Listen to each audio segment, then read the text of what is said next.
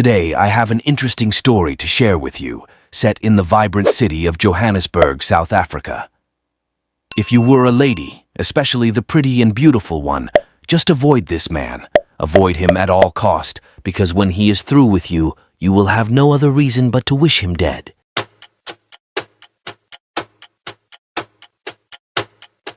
Okay, let's try not to be too emotional here. Let's just say, avoid him and face your job and be dedicated to your work.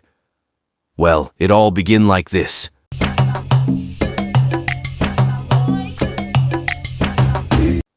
So Sipho, a dedicated employee, completed his project report and approached his boss, Mr. Dlamini. "Good morning, sir. I finished the project report as requested," Sipho said. "Thank you, Sipho. Just leave it on my desk," Mr. Dlamini replied. As Sipho left, Mr. Dlamini called his secretary, Thandi.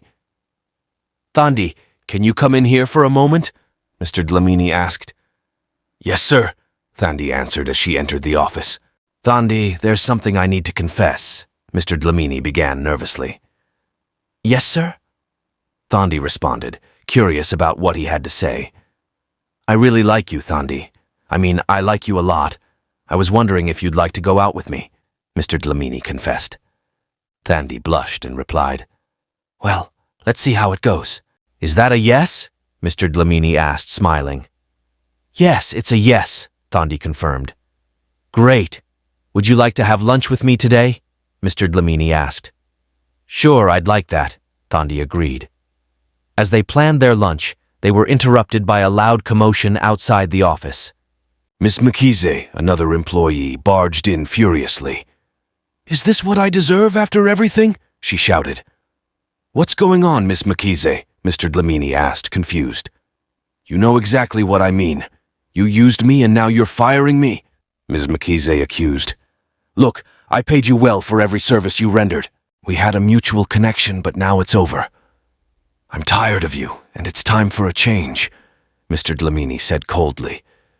"You used me, and now you discard me like a broken tool. You are wicked and inhuman," Ms. Mkhize screamed. Mr. Dlamini remained calm and said, "This is my company, and I decide how to run it. When you are done, the door is over there." Fuming, Ms. Mkhize stormed out, slamming the door behind her. Mr. Dlamini then turned his attention back to Thandi. "I apologize for that scene, Thandi. Let's get back to work," he said, trying to regain composure. "Yes, sir," Thandi replied, still shaken by the confrontation.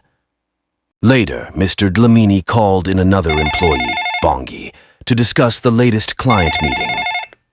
"Bongi, here's the report from our meeting with Ubuntu Enterprises. Also, our meeting with Light and Shade has been rescheduled for next month," Bongi said, handing over the documents.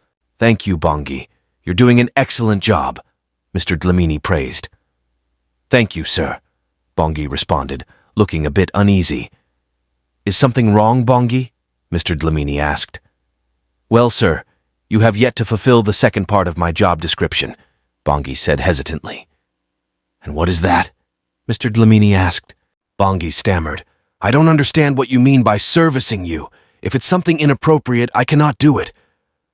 Realizing his mistake, Mr. Dlamini quickly backtracked. "I'm sorry, Bongi. I don't know what came over me. Please, let's just forget this ever happened," he said. Bongi looked relieved, but firm. "If this ever happens again, I will report you. You know what the law says about this," Bongi warned. "I promise it won't happen again. You're doing great work here, and I don't want you to leave," Mr. Dlamini assured. "Fine, I'll continue working here, but don't let this repeat itself," Bongi stated firmly. Now, Sipho and Thandi sat at a nearby cafe, enjoying their lunch and talking about their future plans. "Sipho, what are your future plans?" Thandi asked. "I plan to pursue my master's degree in engineering next year," Sipho shared. "That's amazing. Which field?" Thandi inquired. "Automotive engineering. I love working with cars," Sipho replied passionately. "That's wonderful. I believe you'll achieve great things," Thandi encouraged. "Thank you, Thandi. And you? What do you aspire to do?" Sipho asked. I want to start my own business one day, Thandi said with a smile. They continued talking and sharing their dreams, unaware of the storm brewing back at the office. Mr. Dlamini was plotting his next move, while Miss Mkhize was determined to expose him. Sipho and Thandi returned to the office after lunch, both feeling lighter and more hopeful about their futures.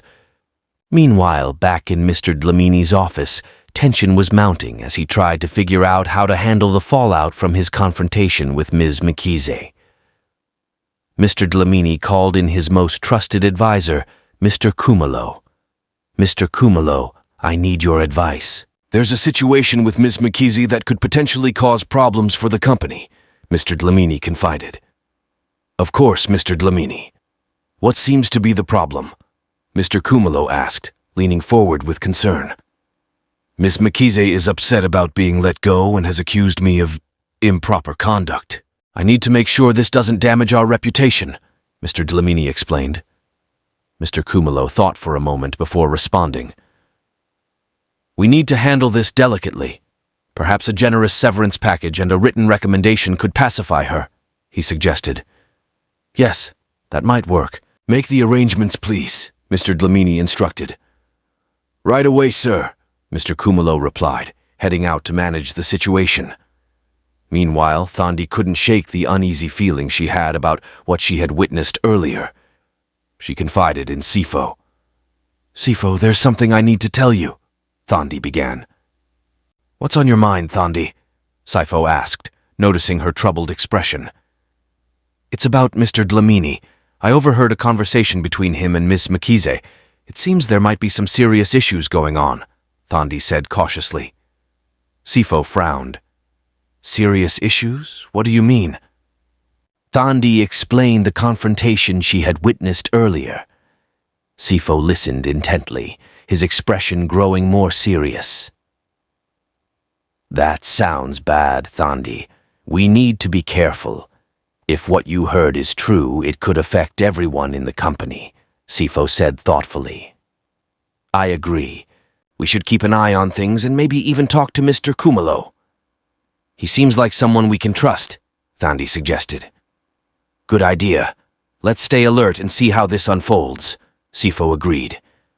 As they returned to their workstations, the office buzzed with activity. Bongi, still shaken from his earlier encounter with Mr. Dlamini, he tried to focus on his tasks but couldn't shake the feeling of unease. He decided to confide in his friend, Lindiwe, during their break. Lindiwe, can we talk? Bongi asked. Of course, Bongi. What's bothering you? Lindiwe replied, concerned. It's about Mr. Dlamini. He tried something inappropriate with me earlier today, Bongi confessed, his voice trembling.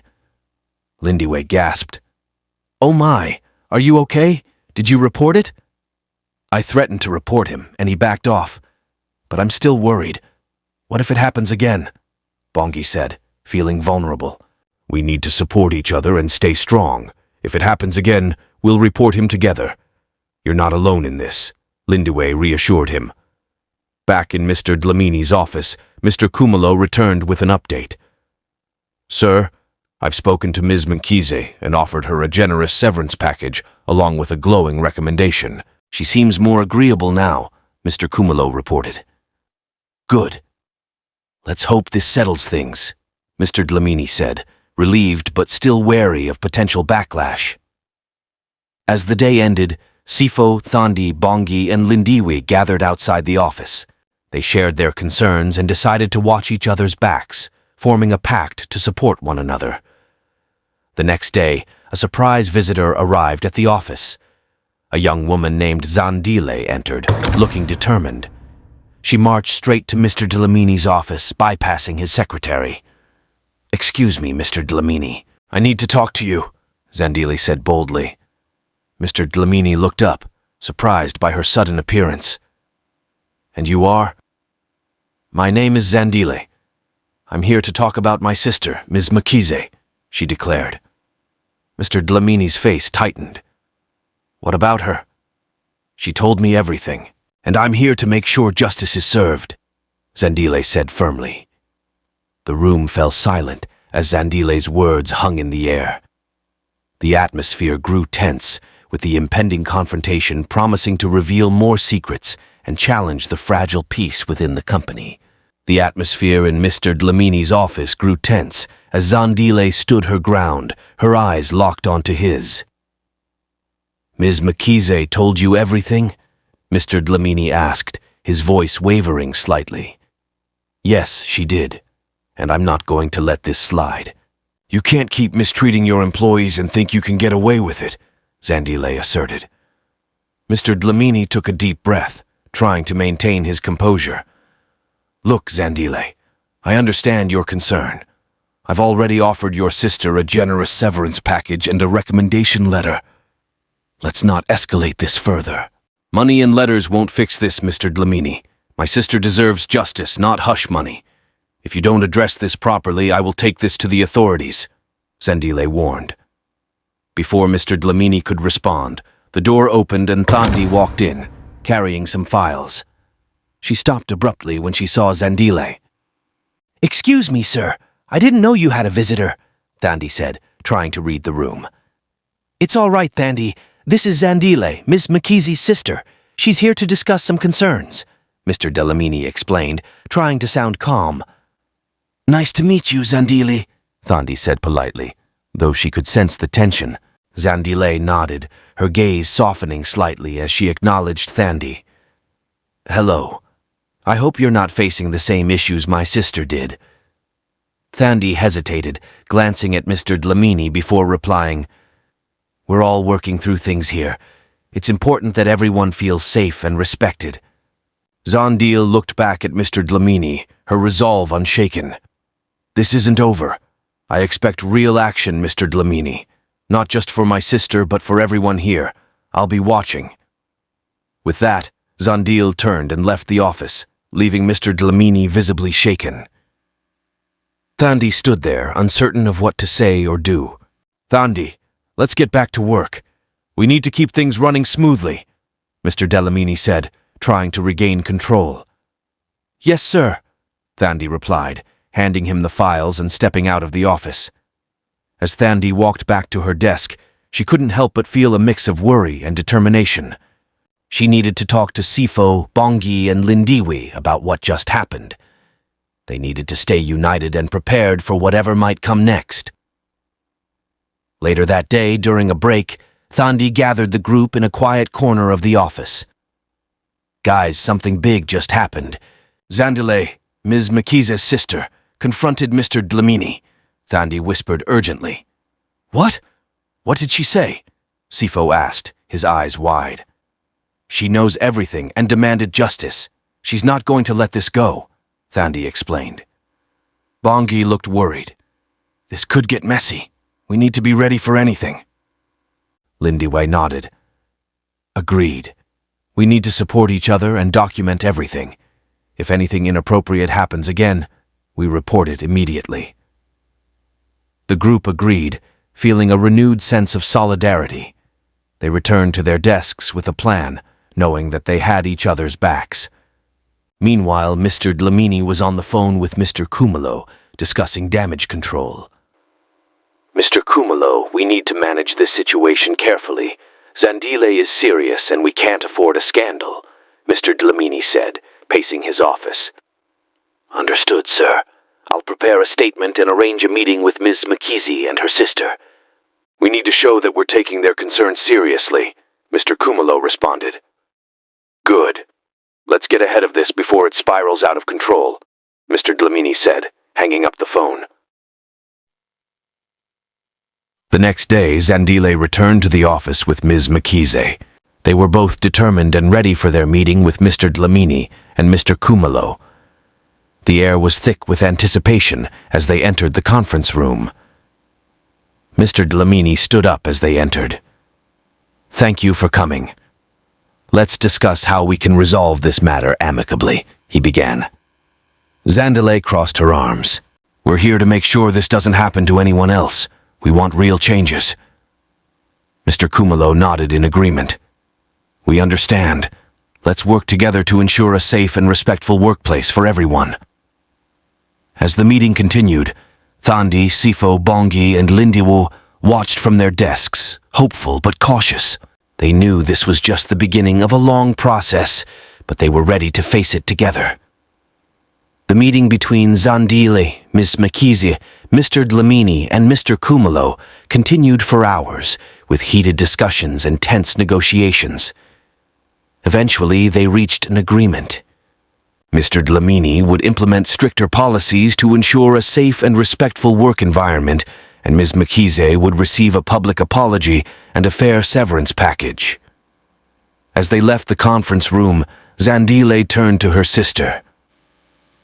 "You did it, sis. You stood up for yourself and made a change." Ms. Mkhize smiled, feeling a sense of closure.